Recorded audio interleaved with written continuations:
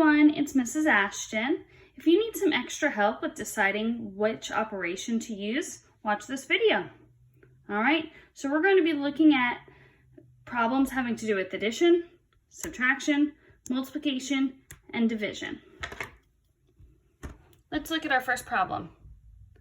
Brian had 54 cookies at his house. He made 24 more cookies. How many cookies does Brian have now? The very first thing I want to do after reading it is pull out my numbers. All right, so our numbers are 54 and 24. Now we need to figure out what these numbers represent. So 54, it says Brian had 54 cookies. So 54 represents the number of cookies he had. Our other number is 24.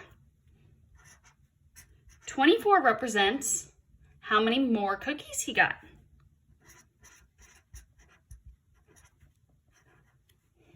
So both 54 and 24 represent a number of cookies, okay? So we know that more than likely, since they both represent the same thing, we're going to be adding or subtracting, okay? Now it says he made 24 more cookies. All right, since our number's getting bigger, we know we're going to do what? We're going to add. So both of our numbers represented cookies. And we knew that our number was getting bigger, so you know we needed to add. Let's take a look at the next problem. We're going to read it first, and then we're going to pull out our numbers and figure out what both of them represent. Brian bought 6 boxes of cookies. There were 8 cookies in each box. How many cookies did Brian have? All right, so we have a 6, and we have an 8. Our 6, let's go back in the problem to see what 6 represents. Brian bought 6 boxes of cookies. So 6 doesn't represent the number of cookies, it represents boxes of cookies.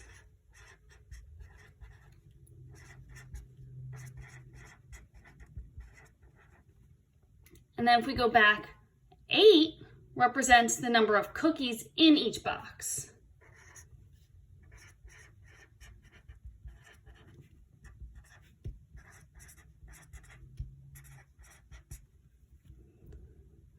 So if I'm thinking about this, it wouldn't make sense for me to add together 6 boxes and 8 cookies. And I can't subtract boxes from cookies. So we know that if these represent 2 different things, one represents boxes, one represents the number of cookies in each box, we know we're going to have to either multiply or divide. Okay? So if I'm trying to decide between multiplication or division, I'm trying to think about, do I know my total number? And in this case, we do not. We know that we have 6 boxes, so I can draw them out. 3, 4, 5, 6. My 6 boxes, and there's 8 cookies in each box. So we could draw it. 2, 3, 4, 5, 6, 7, 8. 4, 6.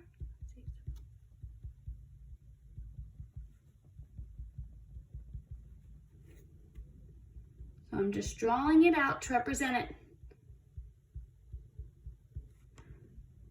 All right, so we have our 6 boxes and 8 cookies in each. Now this reminds me about one of our strategies, our equal groups. We have 6 equal groups of 8 cookies. So I'm going to say that this is multiplication. Let's move on to the next problem. Brian had 86 cookies. He got really hungry and ate 33 cookies. How many cookies does Brian have left? All right, let's go ahead and pull out our numbers. We have 86 and 33. Now let's go back and see what 86 represents. Brian had 86 cookies, so 86 represents a number of cookies. Then we pull out our next number, 33. Says he got really hungry and ate 33 cookies. So So 33 also represents a number of cookies.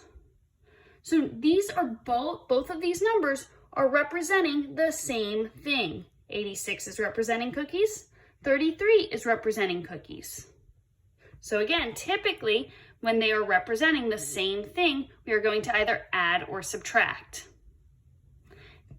So he started with 86 and then he got really hungry and ate 33. If you eat something, your number is going to get smaller. If our number is getting smaller, we are going to subtract. All right, let's look at our final problem. Brian baked 30 cookies. He wanted to split them between his 6 friends. How many cookies will each friend get? All right, so again, let's pull out our numbers. 30 and 6. 30, let's go back and see what 30 represents. Brian baked 30 cookies. All right, so our number 30 represents the number of cookies. He wanted to split them between his 6 friends. So 6 represents the number of friends.